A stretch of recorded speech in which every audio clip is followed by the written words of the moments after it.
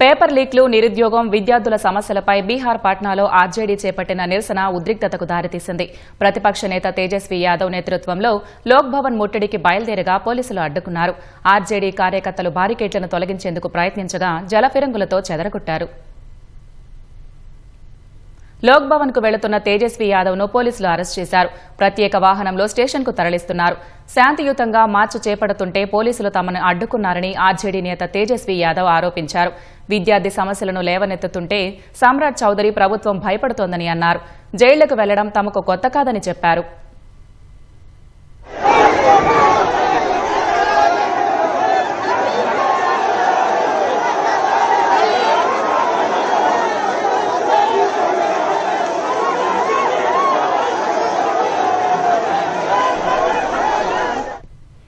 తేజస్వీ యాదవ్ ను స్టేషన్ కు తీసుకెళ్తున్న వాహనాన్ని ఆర్జేడీ కార్యకర్తలు అడ్డుకున్నారు. బస్సుపైకి ప్రభుత్వానికి వ్యతిరేకంగా నినాదాలు చేశారు. జాతీయ జెండాను ప్రదర్శిస్తూ నిరసన వ్యక్తం చేశారు.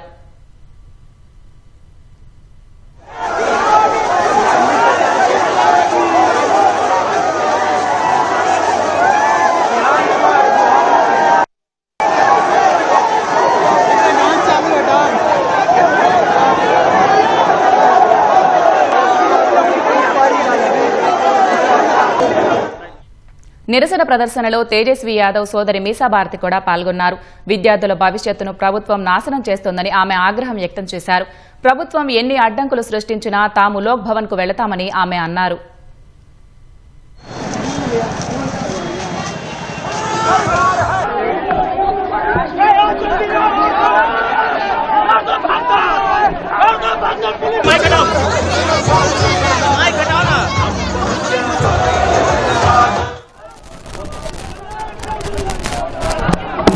तेजस्वी यादव को